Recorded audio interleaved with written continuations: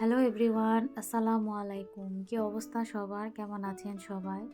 আশা করি যে যেখানে আছেন সবাই মহান আল্লাহর রহমতে ভালো আছেন, সুস্থ আছেন, নিরাপদে আছেন। আলহামদুলিল্লাহ, আমরাও আপনাদের দোয়ায় আল্লাহর রহমতে ভালো আছি। সবাইকে ওয়েলকাম করছি আমার চ্যানেলের নতুন আরও একটি ব্লগ ভিডিও দেখার জন্য। ভিডিও শুরুতে আপনাদের সবার কাছে একটা অনুরোধ রইল, ভিডিওটি ভালো লেগে গেলে অবশ্যই একটি লাইক দিয়ে ফুল ভিডিওটি কন্টিনিউ করবেন। আর প্লিজ ভিডিওটি কেউ টেনে টেনে অথবা স্কিপ করে দেখবেন না। শীতের কারণে আমার গাছগাছালিগুলোর অবস্থা খুবই খারাপ। তো ওদেরকে আর কি গরম আসলে ওরা আবার সেই আগের মতো চাঙ্গা হয়ে যাবে। তো আজকে গাছে পানি দিয়েছি, সবগুলো গাছকে আজকে আর কি গোসল করিয়ে দিয়েছি ভিজিয়ে। তো সেগুলো গাছের কাজ করতে গেলে অনেকটা টাইম লেগে, প্রায় 2-3 ঘন্টা সময় লেগে যায় আমার। তো সবগুলো গাছকে একটু ওলটপালট করে আর কি একদম পুরোপুরি ভিজিয়ে দিয়েছিলাম।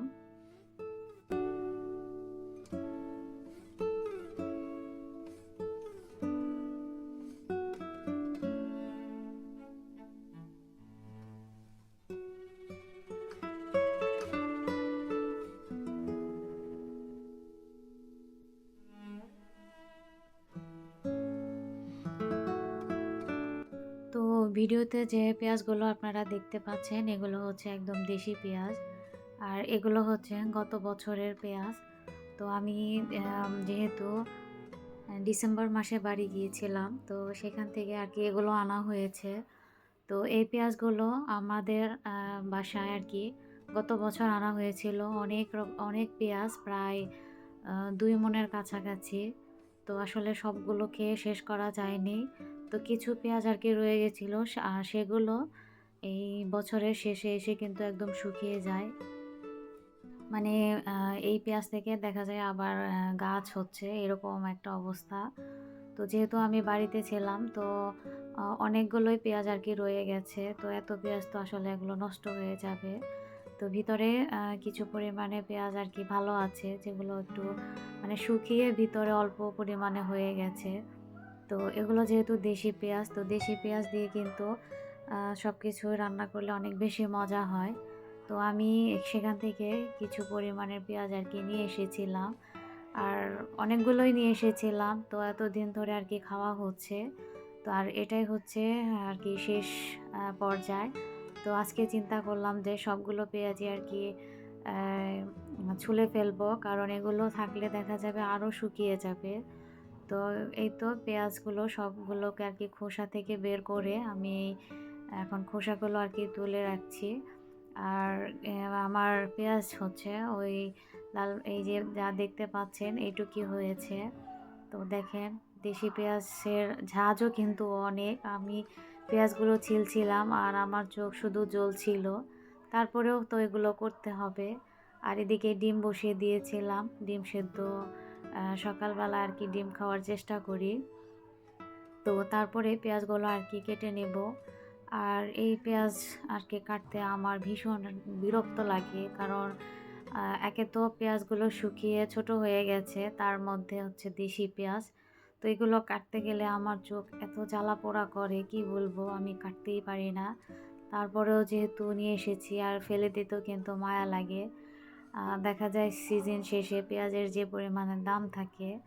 তো যাই হোক, আমি সবগুলো পেঁয়াজকে কিন্তু খুব ভালোভাবে পরিষ্কার করে ধুয়ে নিয়ে তারপর আর কি কেটে পুরো সবগুলোই কেটে বক্সে রেখে দেব। আর পেঁয়াজ কাটার পরে প্রায় 1 ঘন্টা আমাকে রেস্ট নিতে হয়েছে, কারণ এত পরিমাণে চোখ জ্বলছিল, কি বলবো, ভাষা নেই। অনেক বেশি জ্বলছিল, চোখে মুখে পানি দিয়েছি, তারপরেও আর কি চোখ জ্বলা কমছিল না। এজন্য আর কি অনেকটা সময় আমাকে রেস্ট নিতে হয়েছে। তো তারপর আবার সেই সংসারের কাজে লেগে গিয়েছি।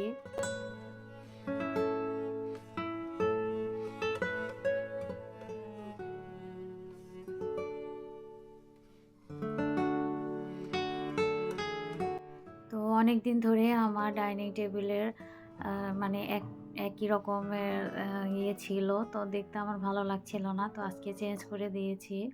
তো টেবিলটা মুছে নিয়েছিলাম অফ ক্যামেরায়, সেটা আর ভিডিও করতে মনেই ছিল না। তো তো যাই হোক, টেবিল সাজানোর পর এই হচ্ছে আমার ফাইনাল লুক। আপনারা কমেন্টে জানাবেন টেবিলের লুকটা কেমন লাগছে। তো তারপরে গ্লাসের দিকে তাকিয়ে দেখি আমার ছোট বাচ্চাটা আর কি গ্লাসের মধ্যে কি দিয়ে যেন হাত দিয়ে ধরেছে এই শোকেজের। তো হাত দিয়ে ধরার ফলে গ্লাস মানে কেমন যেন একটা ঘোলাটে ঘোলাটে হয়ে গেছে। আর আমার মনে হচ্ছে যে ও হয়তো রং ধরে মানে যেগুলো দিয়ে আর কি কালার করে সেই রঙগুলো হাতে ছিল সেগুলো দিয়েই ধরেছে। কারণ কেমন যেন একটা লাগছিল, একটু কালার কালারও মনে হচ্ছিল। তো এগুলো চিন্তা করলাম যে আমি যদি এখনই না তুলে ফেলি আবার হয়তো বসে যেতে পারে। তো এইজন্য আমি গ্লাস ক্লিনার দিয়ে আর কি দুটো কাজই মুছে নিচ্ছি। তো আজকে শুধু শোকেজের গ্লাসটাই মুছে নেব, কারণ আমার শরীরটাও খুব একটা ভালো না, আমার ভালো লাগছিল না। কিন্তু তারপরে যেহেতু সংসারের কাজ করতে হবে, তো কম করে একটু কাজ যদি কমিয়ে রাখা যায় সেটা কিন্তু আমার জন্যই ভালো। তো সেটা চিন্তা করে আর কি গ্লাসগুলো ভালো করে মুছে নিচ্ছিলাম। আর শোকেজের যে কাঠগুলো এগুলো তো দেখলাম ভালোই ময়লা হয়েছে। তো ওগুলোকেও পরিষ্কার করতে হবে। হয়তো আজকে পারবো না, কিন্তু ওগুলোও পরিষ্কার করে নিতে হবে। যেহেতু কাঠের জিনিস আর শীতের দিনে কিন্তু প্রচুর ধুলাবালি ওড়ে। আর গরমকালে দেখা যায় ধুলাবালি হয় কিন্তু অতটা পরিমাণই হয় না, যেহেতু বৃষ্টি হয়। আর শীতের দিনে বৃষ্টি না হওয়ার কারণে কিন্তু ধুলাবালি প্রচুর পরিমাণে বেশি হয়। তো যাই হোক, এটা একদম চলে এসেছি শেষ বিকেলবেলায়। তো বিকেলবেলায় দেখি যে আমার ছোট বাচ্চা এখানে ড্রয়িং করছে আর রং করছে। তো সেখান থেকে একটু দাঁড়িয়ে দাঁড়িয়ে দেখছিলাম যে ও কীভাবে আর কি করছে। তো আমি একদম ভিডিও শেষ পর্যায়ে চলে এসেছি, আপনারা দেখতে থাকুন। আর ফিরে আসবো আগামীতে নতুন কোনো ব্লগ ভিডিও নিয়ে। সে পর্যন্ত আপনারা অনেক বেশি ভালো থাকবেন, সুস্থ থাকবেন, নিরাপদে থাকবেন। আল্লাহ হাফেজ। আসসালামু আলাইকুম।